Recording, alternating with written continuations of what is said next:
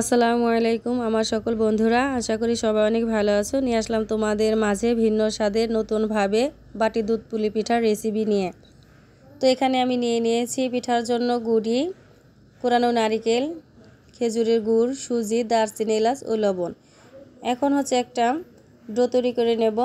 এখানে আমি 1 বাটি পানি নিয়েছি। পানিটা যখন বলক চলে এসেছে তখন দিয়ে দিলাম স্বাদমতো লবণ ও কোরানো নারিকেল। যে বাটি দিয়ে এখানে আমি 1 বাটি পানি নিয়েছিলাম, সেই বাটির 2 বাটি আমি এখানে গুঁড়ি নিয়ে নিলাম। এবার ঢাকনা দিয়ে ঢেকে রাখবো। পানিটা যখন উপরের দিকে চলে আসবে তখনই নেড়ে চেড়ে ভালোভাবে সিদ্ধ করে নিতে হবে।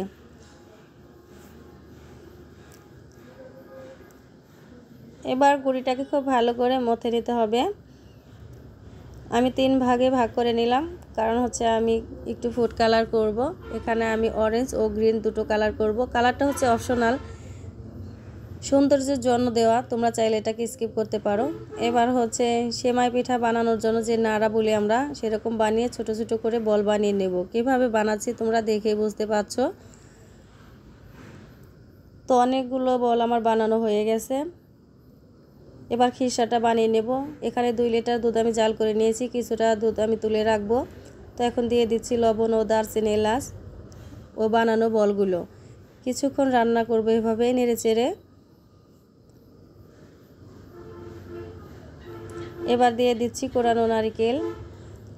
যে দুধটা আমি তুলে রেখেছিলাম সেই দুধের ভিতরে দিয়ে দিলাম সুজি, ভালো করে গুলিয়ে এবার দিয়ে দিব। তো তোমরা চাইলে সুজির পরিবর্তে তোমরা এখানে গুঁড়িটাও ব্যবহার করতে পারো। তো এভাবে গুলিয়ে দিলে কি হয়, দলা পেকে যায় না। যে গুড়টা নিয়েছিলাম সেটা ভেঙে গুঁড়ো করে দিয়ে দিচ্ছি। এভাবে কিছুক্ষণ নেড়ে চেড়ে রান্না করতে হবে। একেবারে শক্ত যেন না হয়, খিরসাটা মিডিয়াম ঘন হলেই তুলে রাখতে হবে। তো বুঝতে পারছো আমার হয়ে গেছে। এদিকে চুলায় আমি পাতিলে পানি গরম হতে দিয়েছি। এখন অল্প অল্প ডো নিয়ে বল বানিয়ে নিব। তারপর হাতে একটু সরিষার তেল মেখে আঙুলের সাহায্যে চেপে চেপে বাটি বানিয়ে নেব।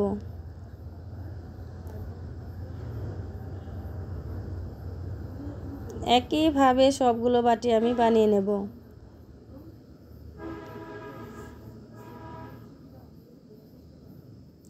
তো অনেকগুলো বাটি আমার বানানো হয়ে গেছে।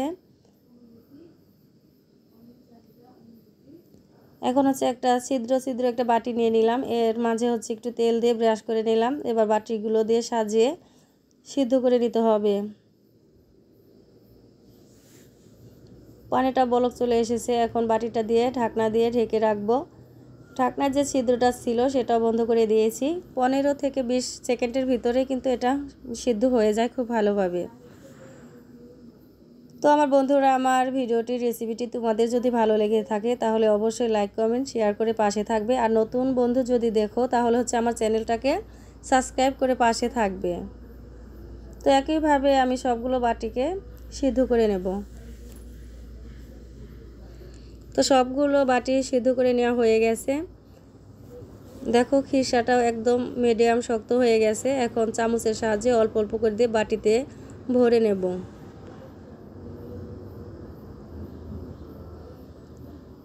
অবশ্যই তোমরা বাসায় একবার হলে ট্রাই করে দেখবে। খুব মজার একটি পিঠা, আশা করি সকলের ভালো লাগবে।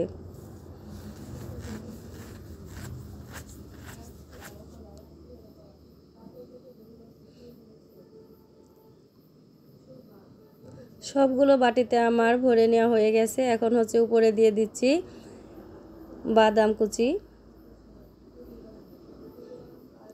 দেখতে যতটা সুন্দর লাগছে খেতেও সেরকমই ভালো লাগে। আশা করি সকলেরই ভালো লাগবে।